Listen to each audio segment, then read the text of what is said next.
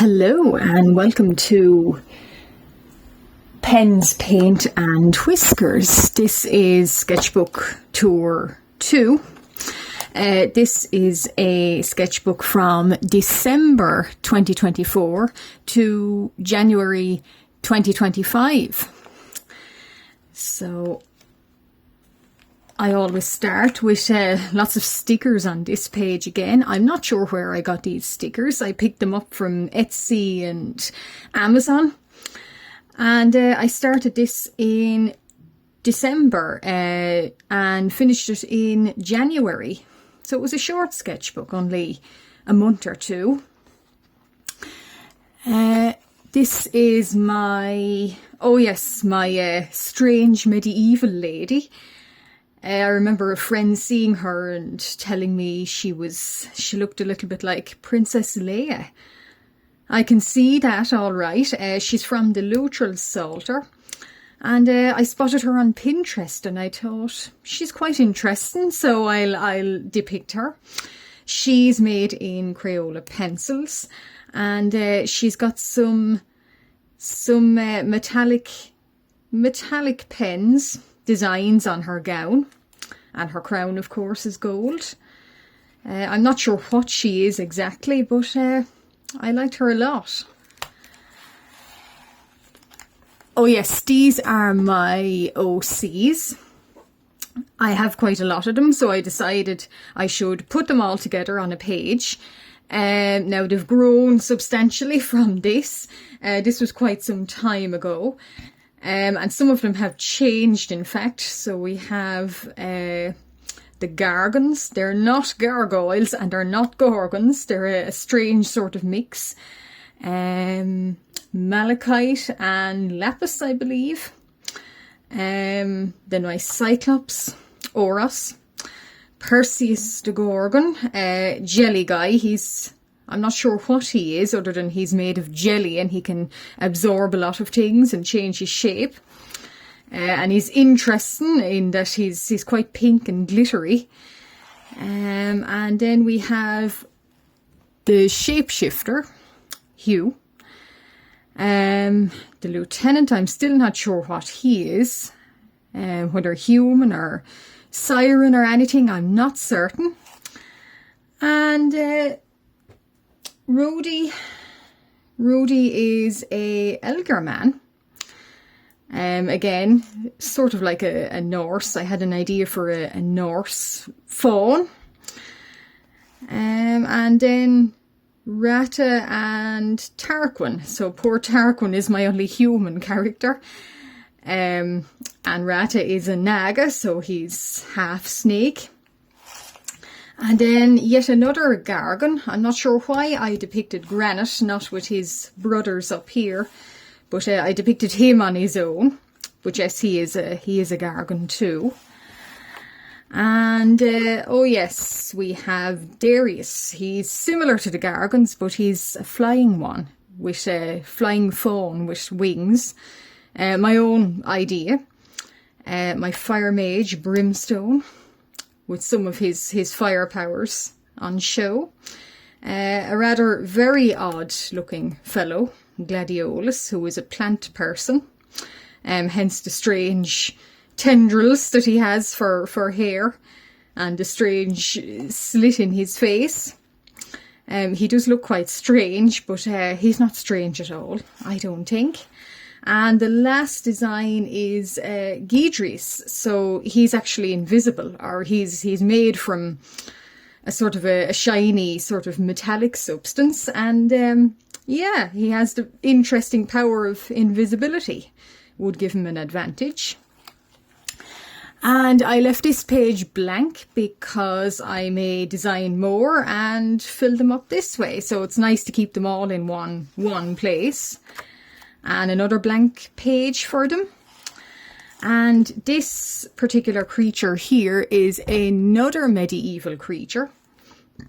A Pantheon, I'm not quite sure of the name.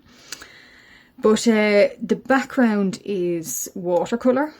This is gouache and the archway is gouache. And the creature itself is Winsor Newton purple ink and white gouache. And I cut out these little gold stars and I stuck them on with PVC glue. The page is actually held up very, very well. I always need thick paper in my sketchbook. And these are another medieval creature called a Xenophon, I think. I spotted them on Pinterest and thought they are so very strange. It would be very interesting to depict them as mountain goats with odd beaks, but hey. And I'm very, very proud of this floral border. I love my floral borders, so I made this in, I believe it's acrylic marker, and highlighted it in gold pen. And the background of these guys is watercolour. And these ladies, again, another medieval creature spotted on Pinterest. So I don't know what they are. I call them the lizard ladies. And I like the idea of her and her too looking in a mirror and being able to see their faces through a mirror. So it's quite an interesting effect, I think. And she is Strawberry Lady and this is Blueberry Lady. And both of them are done in Crayola pencil, I believe. Yes, Crayola pencil and Staedtler watercolour pencil.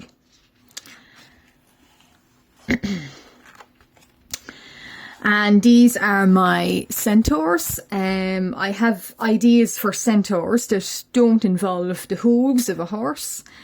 I think they look far more interesting with more dragon features. I give them clawed feet and spines and big long tails. This is Geisa and this fellow here is Damon. And Geisa and Damon are both made in Crayola pencils and they have some metallic Staedtler pens.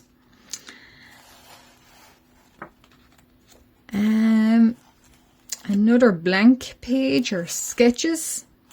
Oh yes, and this is my OCs again, so Malachite I think, and Perseus, my Gorgon. Poor Perseus needs more characterization, I think. I have so many, I sometimes forget who I have or don't go back to them for a long time. And yes, Oros, my Cyclops, and Perseus with his snakes, so they are attached to him. So I thought it was quite interesting to have a creature that relies on another creature, i.e. Perseus, like a host, but a little bit not like a parasite, but a little bit strange or a little bit interesting. And he's sort of instinctively, because of what he is, he's got used to them. But these snakes do have quite strong personalities of their own. Perseus himself is made in Crayola or Staedtler watercolour pencil. And Oros, my Cyclops, he is in ink, a black ink marker. And the uniforms here are Pro marker. These pair. So these pair are a favourite of mine. The centaur lady, she's more like a stag centaur with traditional hooves. And her friend or her lover even, this harpy lady, a traditional bird type harpy or siren. Both are made in metallic watercolours on the background. And she herself is, I believe, gouache. And the border here is metallic pens. And the same for this lady here. So she's also metallic watercolour and she herself is gouache or watercolour pencil. I'm not that sure. And again, her floral border. I'm very proud of that floral border. It took a lot of thinking and planning, but when it works out, it's always for the best. Oh yes, these were My Little Pony. So I'm a big fan of My Little Pony. But the 80s My Little Pony is the My Little Pony I would best remember. And their designs are also my favourite. They've had many iterations over the years, but I prefer the 80s. I prefer the pastel colours and the soft, curvy bodies of them. So this was made in a hospital car park or a hospital waiting room. And I was hours and hours there, and in all that time I made all of these and all of these in different poses. Some are very basic poses and others I had quite a bit of fun working that pose out. And they're all made in Crayola pastels. I think the colours of kindness, Crayola pencils. Oh yes, this is another OC of mine, Brimstone, my fire mage. He doesn't get to show off his flames, not as much as I would like, or he would like, I suppose. Mainly because I do find flames quite difficult to look convincing. But I was trying out different fashion sketches, different fashions, different clothing he should be seen in. So we've got everything from 1920s all the way to 1790s, 1800s. And there he is showing off a little bit of flame. My favourite design I put him in and I decided to stick with is a very 1920s sort of Tom Gatsby look. I do admit he looks the best in that. Though casually maybe 70s too. And then in his opera gear in 1880s and his court masquerade perhaps gear in the 1700s. I do quite like these also. But I've stuck with 1920s for him. I think it's for the best. Oh yes, this was my medieval merman. So I seen a portrait on, or a picture on Pinterest, and it was a medieval merman and he had a bow and arrow. So I thought that's quite unusual for a merman to have. So I thought, why not depict one? And he himself is made in metallic watercolours, and the background here is also watercolour, and this border is Ohuhu marker. Yeah, so he was an interesting one. His scales are highlighted in Pentel gel pen white, and so are the waves. And this is another merman. So I was going through a phase of mermen. I think Pinterest or the algorithm was constantly recommending mermen to me. And this was another a medieval merman. So he's quite frightening looking, I think. But I really like the way he turned out. He's made in Staedtler watercolour pencil. And the background here is also Staedtler watercolour pencil and more watercolour on the sky. And the waves and his scales are highlighted in the Pentel gel pen and I think some gold. Signo ballpoint gold. So I had an idea that these are monks and perhaps they're fishing one day and they disturb himself, who is also fishing, and he doesn't take kindly to them, and they don't take kindly to him. And this is my, other OCs that I had made and somewhat abandoned. I think this was a idea Sea Ropes it was called, and sort of to do with vampires at sea, or vampires in the 1800s at sea. And I had the idea that their captain should be not quite human. So he should be a nautical sort of vampire. And hence the scars. Perhaps he has fallen foul of another of his species at some point in his life, but he's very secretive. He's not going to tell his crewmates.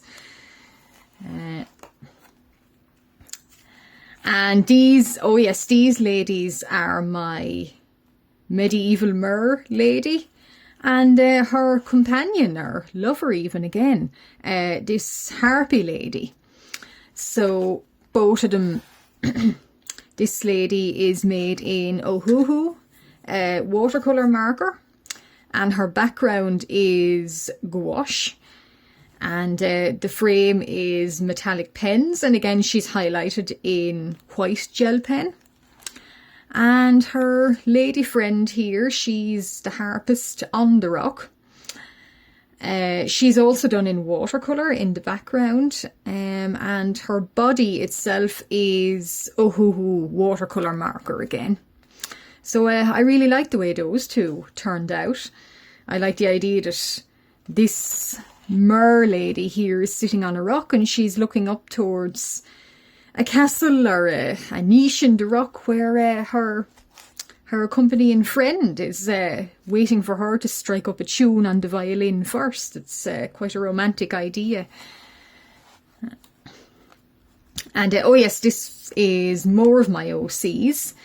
So this is, I think it involves Hugh, my shapeshifter, Brimstone, my fire mage, and Gidrius, my I think I called his species a mirror imp, but the idea that Brimstone is pointing to a corner and introducing Gidrius is quite funny, because Gidrius is of course invisible, and his captain of course is quite serious and doesn't believe him. And I always focus in on Hugh's eyes, because I do think they're quite pretty and they're quite unusual. And of course Gidrius can, because of his invisibility, he can get away with being quite mischievous, and he can pull tails, or he can get up to tricks and nobody can see him, and if nobody can see him, he's not blamed. Until they get to learn, of course, and realise there's no one else about and he's invisible. Yes, and when Gidrius, I'd imagine if dust or if some ash from Brimstone's breath or rain even were to fall on him, you would get a little slight hint of what he might look like. But I like the idea that we're never going to see what Gidrius really looks like. And yes, I like the idea of perhaps clothing moving on its own, but it's not really moving on its own. Of course, Gidrius is wearing it, but it would be quite horrifying, I'd imagine, to see a trousers or a jacket moving towards you, and a little bit like that scene in the film Bedknobs and Broomsticks with the moving clothes. These were my my lamb dragons. So I happened to spot on Pinterest, I think it's a bestiary, or a medieval bestiary of creatures. And there's quite an interesting mix of creatures. A sheep, and it had wings, and it had a long tail like a dragon. So I thought, why not depict lamb dragons? And I do love baby lamb dragon. He's very cute. These guys are done in Ohuhu markers, but the background is watercolours. And again, the frame is metallic pens. And another medieval merman. I have an obsession with mermen, I think. This guy was, yes, another medieval design. And yeah, the story, well, there's not much of a story, but this guy was fishing, and he didn't just get fish in his nets, he got this guy who was also fishing. And this guy does look quite angry and quite scary. And the background here is gouache, and the merman himself is Ohuhu markers, and the waves here are, I believe, watercolours as well. And the border is markers too. He's probably my favourite so far, or certainly my favourite merman maybe. Although I do like them all so much, it's hard to pick a favourite. Yes, this is my angel design. So again, I had this idea that there's some sort of conflict, and these shooting stars, they're potentially other angels joining in the fight, or they're from the underworld. And of course, underworld Denzians must have came up and hell-bent on destruction, obviously. The background, I do love the way it has worked out with the fire and the smoke. That's watercolour, and I think some markers are Crayola pencils, and the angel herself or himself or them, I think the armour is Ohuhu, and they themselves might be Crayola. But I do love the way it's worked out. And I like to imagine that they, or he or she, they're taking a respite from this battle, and they're in a niche of another cathedral, and just taking a respite, taking in what's happening around them, and then they're going to fly off again. And this was, oh yes, more of my nautical vampires. I'm not sure what this creature is, but it's met with an ill wind, we'll say. And this was done, the waves here were done in Ohuhu markers and Pentel white gel pen. And these guys and their uniforms were made in, yes, Ohuhu markers too. Yes, there's more of them here. So this fellow, first officer, whoever, I'm not quite sure, but he finds the tentacles lodged in this creature. And he's a bit of a scientist, or he wants to be a scientist, and he saves them to study later. And I think little does he know that they may be from a source closer than he thinks. Yes, and I decided to frame him in some simple maritime knots, and was working out ideas for mouths and eyes. I was thinking more along the lines of nautical vampires. They should be a little bit more like squid, and they should have tentacles, and they probably should have quite frightening teeth, like a deep sea creature. Why just stick with fangs? Oh yes, this lady is my another OC that I designed and sadly never went back to. So she's a fire mage, and her name is Starflower, and she's more 70s looking. I made her very, very colourful, and she's made in Posca pens and acrylic markers, and there's some Poscas for her flame, and here's, yeah, Posca for her flame here, and yeah, all Posca. And this is my last character of this sketchbook. This is another fire mage called Ignitus. So I had an idea that there should be long ago there was a knight, and of course, being a fire mage and could control fire and create it and be fire, that he would be quite frightening and formidable in battle, and feared by everyone. And yes, I decided to depict him because of his lovely, unusual blue. He would look very well behind our matching stained glass, and I'm really happy with how he turned out, and his flames here are Posca, and the stained glass behind him is Ohuhu watercolour marker, and he himself is Ohuhu marker, and I believe this here might be Crayola pencil. So I do use quite a varying amount in my works, but he turned out very, very well. And we're at the end of the sketchbook, so like I always do, it's a good habit, set aside a few pages at the back for testing sheets, and you'll soon fill them up, seeing what materials or what colours are go nicely together. I was testing some dusky colours here and some skin tones, and oh yes, this is the very back page, so ended in January. And this sketchbook itself was I bought it in the works. I think it's called, yeah, Scrapbook Album. So it's quite thick paper. So I always use thick paper in a sketchbook, and 200 GSM, so it was about maybe €14. It was inexpensive and did the job, and it is of course wire bound, but I like to stick wrapping paper and stickers and jazz it up, so they say.